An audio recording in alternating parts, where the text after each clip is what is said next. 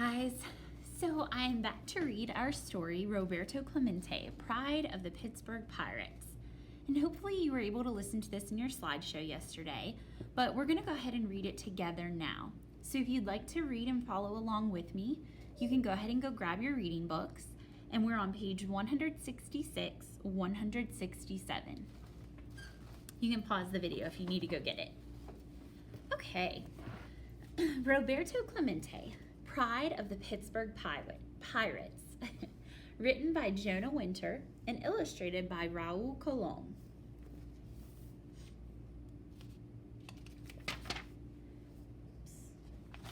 Turn too many pages. Okay. On an island called Puerto Rico, where baseball players are as plentiful as tropical flowers in a rainforest, there was a boy who had very little, but a fever to play and win at baseball. So you can see there he is. That's a young Roberto Clemente. He had no money for a baseball bat, so he made one from a guava tree branch. His first glove he also made from the cloth of a coffee bean sack. His first baseball field was muddy and crowded with palm trees. For batting practice, he used empty soup cans and hit them farther than anyone else. Soup cans turned into baseballs. Softballs turned into baseballs. Little League turned into minor league, turned into winter league, professional baseball in Puerto Rico. So you can see he's growing up. He's a young boy, and then a teenager, and then a young man. He played so well that he received an invitation to play in the major leagues in America. What an honor! But the young man was sent to a steel mill town called Pittsburgh, Pennsylvania, where his new team, the Pittsburgh Pirates, was in last place. Now this was something very strange, being on a losing team. For the young Puerto Rican, everything was strange. Instead of palm trees, he saw smokestacks. Instead of Spanish, he heard English.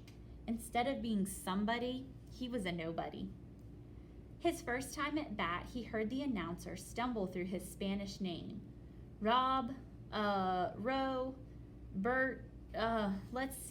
To Clement? It echoed in the near empty stands. Roberto Clemente was his name, and this is pronounced Roberto Clemente. As if to introduce himself, Roberto smacked the very first pitch. But it went right up the infield and into the second baseman's glove. Still, Roberto ran like lightning and beat the throw to first base. The Pittsburgh fans checked their scorecards. Who was this guy, Roberto Clemente? To his new fans in Pittsburgh, Roberto was like a jolt of electricity. He could score from first base on a single. He could hit line drives, bunts, towering home runs, sacrifice flies, whatever was needed. Once he even scored an inside the park grand slam. And a grand slam is when there's a player on all three bases and the person at bat, and he hits the ball and everybody makes it home. Playing right field, he had no equal. He was always leaping, diving, crashing, rolling. Once, trying to catch a pop fly, running full speed, he slammed into the right field wall and fell to the ground. At last, slowly he lifted his glove. The ball was inside.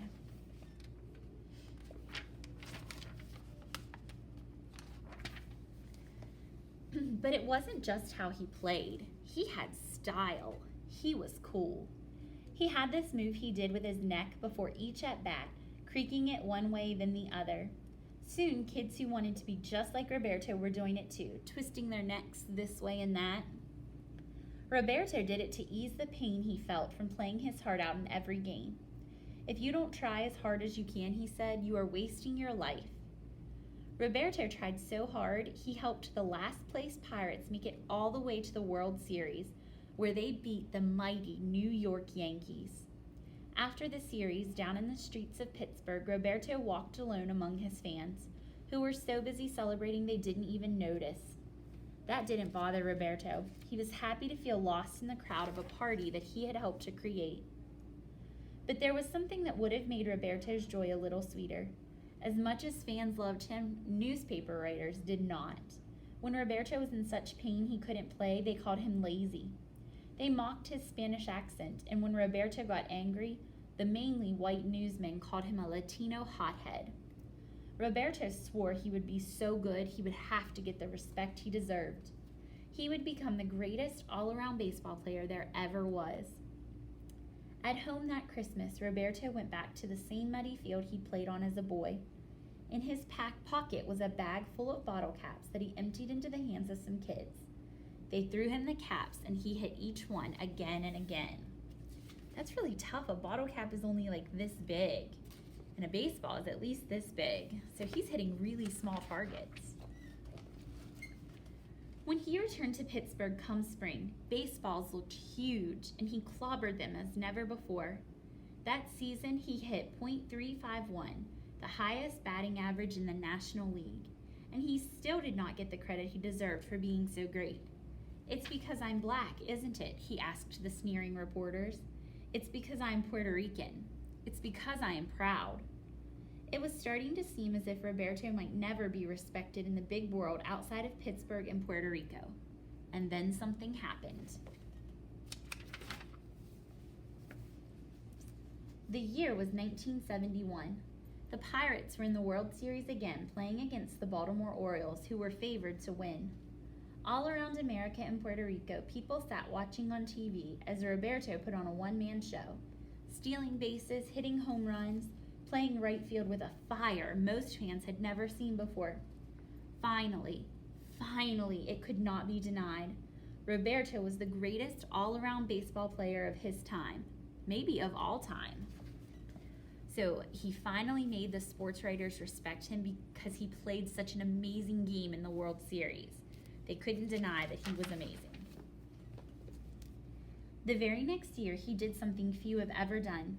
During the last game of the season, Roberto walked to the plate, creaked his neck, dug in his stance, stuck his chin toward the pitcher, and walloped a line drive off the center field wall. His 3,000th hit. The crowd cheered, and they wouldn't stop cheering.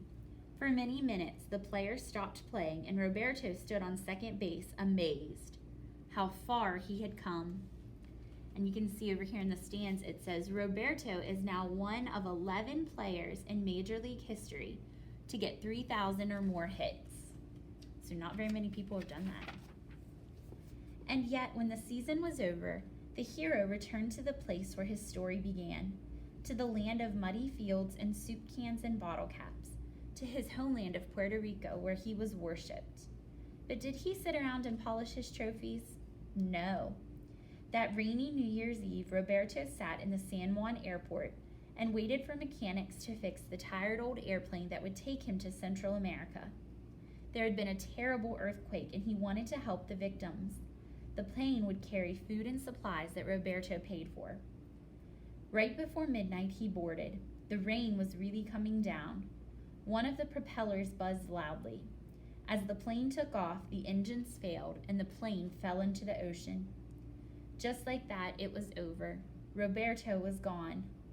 How could his story end this way, so suddenly and with such sadness? But the story doesn't end here. When someone like Roberto dies, his spirit lives on in the hearts of all that he touched. And Roberto's spirit is still growing. It grows in the bats and gloves and arms and legs of all the Latino baseball players who have flooded into the major leagues. His spirit grows in the charities he started for the poor people in Puerto Rico. And his spirit is still growing in Pittsburgh, where people who saw him play tell their children and grandchildren of how he used to sparkle, running, diving, firing game-saving throws from deep right field all the way to home plate, smack, right into the catcher's glove. So what that means is even though Roberto died in the plane crash, he is not forgotten. People still talk about him. He's remembered. And if you've ever been to Pittsburgh, there's actually a statue there, and there are some memorials to show that they still remember him.